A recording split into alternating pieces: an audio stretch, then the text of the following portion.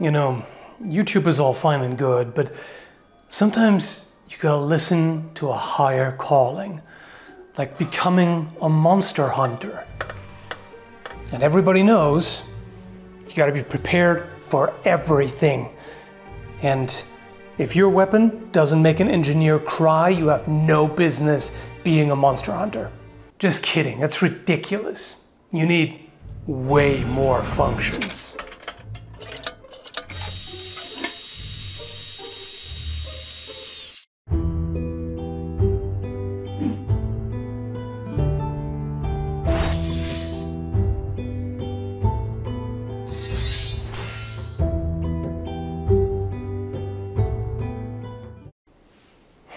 All right, so multifunctionality is nice. It's good to have the right tool for the job available in your toolbox. But let me just get that out of the way. Obviously, the Monster Hunter series is all about the rule of cool. Everything is epically supersized and over the top and crazy, and that's how the fans like it. Two of my friends have been trying to get me to play some more Monster Hunter with them. And when I look at the weapons and gotta decide on something, I tend to also gravitate toward the crazier stuff. You know, like the Switchaxe and the Charge Blade. Transforming weapons, that's just something else. There's a lot of creativity here and a lot of things that are interesting and appealing because they're so crazy. So what about the Switchaxe? Being able to alternate between a sword and an axe without having to carry two separate weapons, pretty cool, right? All right, so overthinking mode on. Obviously, in a fantasy world with giant monsters and magic, you can do whatever you want, that's the point. But if we imagine there was like a parallel Earth that's basically the same as ours, with the exception that super strength exists. Or, you know, whatever physical abilities you would need. Basically super strength along with super toughness, because if you were to swing these giant weapons around, assuming that you're affected by physics, by real life physics, you would need super toughness as well. Otherwise you would dislocate your shoulders and tear your tendons, etc., etc. So there are, of course, still some problems with swinging such a giant thing around, which has a tremendous amount of mass. The momentum would drag you around, and they acknowledge that. This is actually part of the description of the weapon. Assuming that you've found a fighting style that compensates for it, or maybe you even deliberately launch yourself at a monster, you know, similar to how Thor accelerates his hammer and launches it, but holds onto it and uses it basically like a rocket to propel himself. You could possibly do the same thing with a gigantic buster sword. Anyway, so about the transformation mechanism.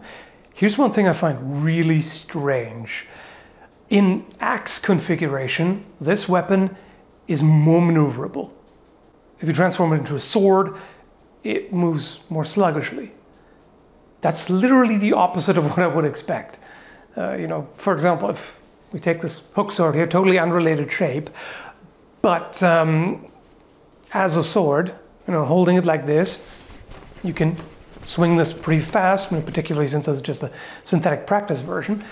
If I try to do the same thing like this, like, because it is light, I can still swing it pretty fast, but not as fast as in this configuration, I almost said. Orientation, I suppose, simply because of the distribution of the mass. So because in this orientation you have more mass and thereby more load at the end of a lever, it hits harder, which is good, but of course you have to accelerate all of that mass.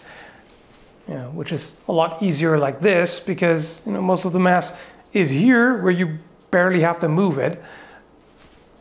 So this is a lot more sluggish, really. With this weapon, the axe part of it slides down and thereby shifts the mass distribution and brings the balance a lot lower.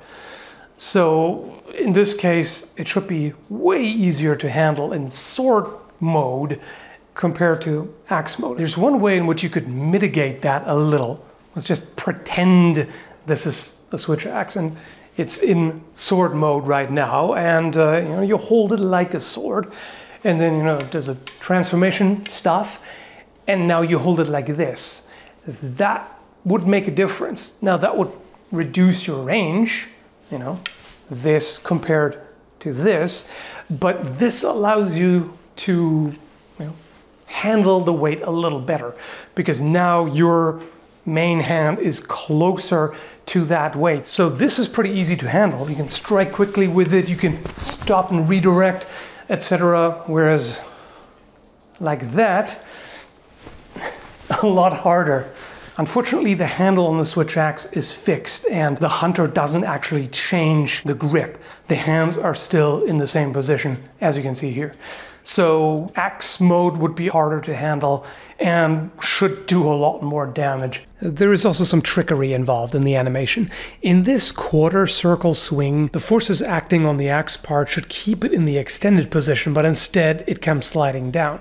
And it's only through the magic of clipping that the hunter doesn't actually impale his own hand here. Alright, so on to the design shenanigans. I started out with a simple, crude photo manipulation just to see what's the most simplified version of this, without all the crazy folding and interlocking. And the simplest is obviously just cut a slot into a sword blade and insert an axe head with a pin that can ride in that slot and move up and down. So then I brought it up on my Patreon Discord server, and people were happy to help out and discuss the concept. Well, special thanks to Ace the Supervillain for doing a bunch of 3D modeling work for this, and BaneNZ for sharing his perspective as a tool maker and coming up with a really smart mechanism for the lock. So locks are what you need. The game kind of glosses over it, although there is an interesting part of the design. You can see this piece here has two holes that go into the axe part. So you could assume maybe two spring-loaded pins that snap in there and hold those holes. It's unclear how you would disengage it, and that's really the main difficulty here. I came up with something very simple, which is basically just a spring-loaded hook with a lever or trigger that would hook into a loop welded to the axe head. Very crude and simple, would kind of work. And also hooks that would fit into holes on the axe head, stuff like that. Here you can see a spring-loaded hook lever that fits into another piece. This one has the same locking mechanism for the top position, and it's inside of the slot in the blade.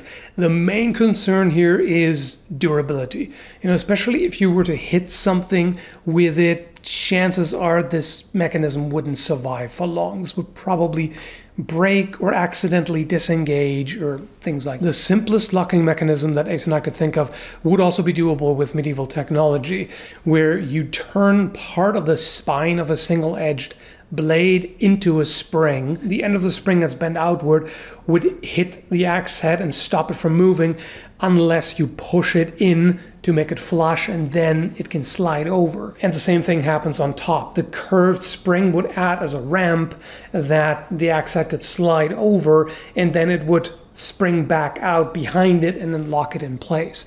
The main problem with this is this would probably be quite stiff, so this might actually be difficult to push in. By the way, the axe or hammer head doesn't grind on the edge because the only contact here is between the pin that's inside of it and the slot in the blade that it rides in. So you can shape it so that it's away from the edge. In case of a single-edged blade, it could rest on the spine as well for an extra point of contact. And the other advantage of a single-edged design is also that you can make this as strong as possible. So if you think about the spine of a single-edged sword, it can be pretty thick. So if we cut the slot relatively close to the spine, where you still have a good amount of material thickness, and it tapers gradually, but on the other side, on the inside basically of that slot, you still have a decent amount of thickness, so it's not fragile. And here's the clever mechanism that BaneNZ came up with. So you have two cutouts on the side, on the inside of the slot in the blade, and these two pieces rest in there and lock them. And you have two tabs on each side of the flat of the blade that you push in, which lifts these pieces out of those cutouts. With a design like this, the lock would automatically engage. So you push the tabs, and then you can either slide it up by hand, or you can let momentum do it and just swing it. And as soon as the axe head goes into the top position, the mechanism would snap in place and hold it there. And then you would again have to press those tabs and release it. So you wouldn't be able to just hold onto the handle and just make it come down unless you somehow connect the top and the bottom mechanism. But either way, it's not a big deal to reach up and push those tabs. It's not something that you could do mid-swing, but this is kind of the closest that we can see this might work. Thanks again for the 3D animations, Ace. This is way clearer and looks cooler than whatever I could have whipped up in 2D. It will probably have to be a pretty stiff locking mechanism that requires a lot of force to push it in, because you need sturdy enough parts to withstand the force of a weapon being swung and clashing against who knows what. So conceptually, I think this should work in real life. The problem with such complex designs is always, as you increase the complexity, you also increase the potential for failure. You know, just like a folding knife is more prone to fail than a fixed blade knife, even if it's extremely well made. You know, obviously a fixed blade knife can break. You know, it can fail in some ways. A folder can fail in the same ways, plus the folding mechanism itself can fail, you know, the lock in particular. You can even apply that to swords. You know, this sword here is more complex than a club, for example. So there are a few things that could fail. I mean, basically really the handle scales. You know, the rivets here could be damaged and pop out. The handle scales could crack, fall off, things like that. And of course, stuff like edge damage and whatnot. On this side sword here, so of course the blade can fail, same way as here. Just ignore the fact that one is bronze and one is steel. Of course, you know, superior material quality makes it less prone to failure. But the blade can fail here. The handle, the wooden handle can crack, but you also have the pommel and the guard being separate pieces. So the guard can loosen up if the fit is not great. It can start to rattle. The pommel, you know, the connection here could possibly fail, whether it's threaded or peened or whatever. There's potential for this to loosen up. So as you can imagine, with this level of complexity, you add quite a few potential weak spots that could fail. For example, the pin inside of the axe head that rides in the channel in the center of the blade, if that breaks, you know, not very likely, but if it did, or if debris got in it, or you know, something got in the channel and blocked it physically, and it wouldn't be able to slide anymore, it would fail. And then you have two locks, one to hold it in place in the bottom position and one to hold it in the top position. If either of them fails, you know, if a spring wears out or breaks or anything like that, it doesn't work anymore. At least not the same way. I mean, if this thing didn't have any locks at all, it would still be somewhat usable, because if you think about it, you know, just like this roll of electrical tape, as long as I keep the axe moving, it's going to stay up there because the centripetal force keeps it in place. But of course you wouldn't want it to slide around randomly. You need a solid structure if you hit something, of course, and especially if you want to parry an opponent's attack, you need something that actually stays in one piece and doesn't just dangle around. So in theory, you could make a functioning transforming weapon in real life.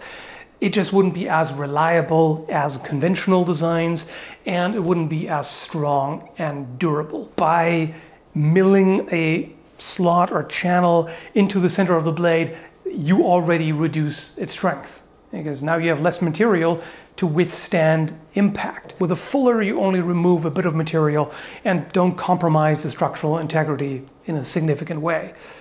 If you cut it all out, then more so. Basically on each side of the slot, you need sufficient thickness to support it, basically. So it might not be that big of a deal, but of course it's not as strong as a solid blade. As far as weight is concerned, it would of course be heavier than either a sword of this design or an axe separately, but you could tweak it. You can tweak the blade width and the thickness of the blade to save as much weight as possible and still make it strong enough to withstand combat. Anyway, let that be enough blah blah. Hope you found it entertaining. Thanks for watching and have a good one, folks. Happy hunting, I guess.